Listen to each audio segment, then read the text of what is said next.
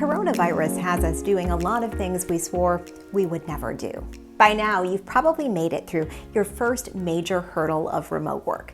You delivered emergency messages about COVID-19 changes, and you're beginning to settle in for the long haul.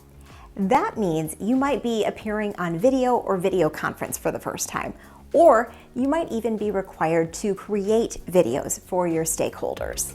Trust me, it's not as bad as you think, and I'm here to give you a crash course. A lot of people ask, do I need to do it all in one take? No, you don't, and you shouldn't. The beauty of pre-recorded video is that you can practice. If something goes awry, if you don't like how you sound, if you stumble uncomfortably, you can simply record again until you get it right. When you're delivering your remarks, think of it like a speech. You want a basic outline and you want to know your bullet points so that it has a clear narrative structure, but you don't want it to sound memorized. If you feel like you have to write everything out and read off a paper, just send an email. It will feel awkward to you and to your audience. The next piece of the puzzle is location. You want to find a room in your house that is quiet, that you know you won't be disturbed, and is a place that you can focus. The other crucial thing is you want a lot of natural light coming in, and you want to make sure you're never shooting into a window. I want to show you why. So if I were to situate my tripod here in front of the window, get it framed up nicely, you can see that I lose a lot of video quality. My face is all in shadow. All you have to do to fix that is spin things around and voila. It's much better, right? When you're appearing on video, even if it's for a simple video conference, take time to tidy up. It could be getting rid of the food that's on your desk, move the papers away, tidy up the toys, put the laundry away. Yeah, it might be there, but just move it out of the shot temporarily. Don't allow anything messy to distract from your message. This does not mean I'm telling you to shoot in front of a white wall. That is bland and boring and really tends to be unflattering. So what are some good places to shoot? In front of a bookcase, a tidy office. It could be your kitchen if you have the dishes put away. It could be a corner of a bedroom. When you're shooting a video that has to have professional quality to it, make sure you're not going selfie style with it or having a friend hold the camera. No matter how steady a person's hand is, there will always be some sort of shake and vibration to it. So instead, what I like to do is create a tripod of sorts with anything I have around. It could be a set of vases.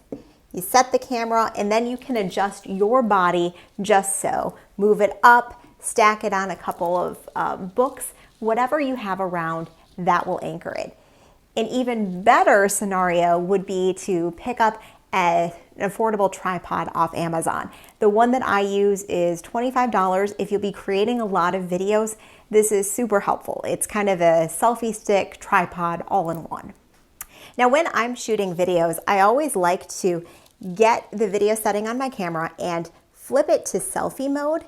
That way you can see exactly what is happening in real time and set your shot so you're not running back and forth behind the camera tweaking things. You can move your body instead and you don't have to rely on someone else. Let's talk video framing. I want you to think about the kind of shots you see on TV news.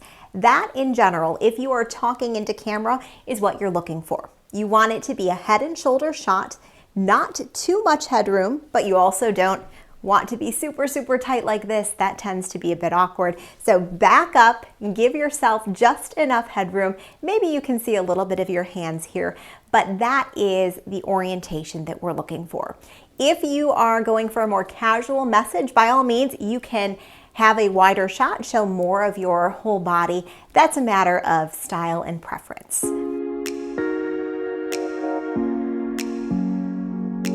Another big question is video orientation. Should I be shooting this horizontally or vertically?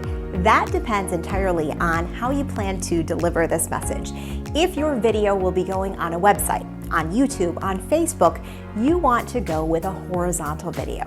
However, if your viewers will primarily be watching on a mobile device, or you plan to launch this on Instagram, you will want to go with vertical video and perhaps create a IGTV video. When it comes to audio, we're fairly lucky that smartphone technology has advanced so much. You should be good to go simply using the technology that is built into your smartphone. You do want to seek out a room that is as quiet as can be, and watch out for any background noise. That could be a bathroom fan, it could be street noise. You want to shut all of that out and try to avoid echoey spaces.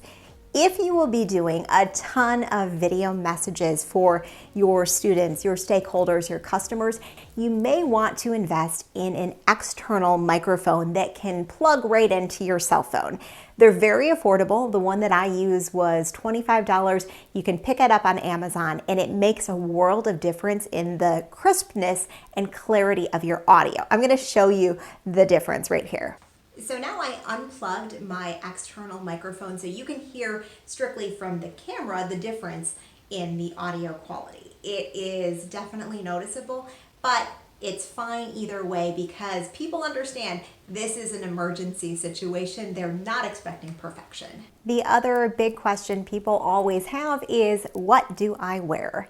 Because we are dealing with an unprecedented situation, I don't think people will be caring too much about your appearance and your attire. But in general, when you are doing a video, you want to go with bold, solid colors. Jewel tones are great, and outfits that have sleeves. Sleeveless is a hard style to pull off.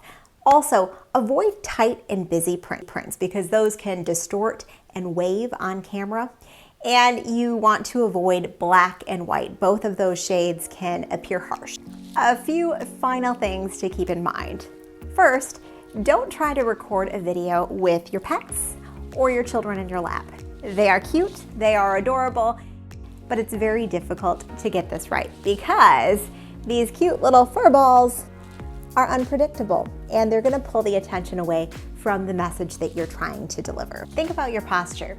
Sit up as straight as you can. Not only will this help you look better on camera, it will help you project your voice better and maintain a good vocal quality. Try to be cognizant of your pacing. When people first start out making videos, they will have a tendency to rush. You'll go at warp speed and try to get through all of your points. That's a problem because it makes it very difficult for your audience to digest your message. On the flip side, you also want to be careful not to speak too slowly.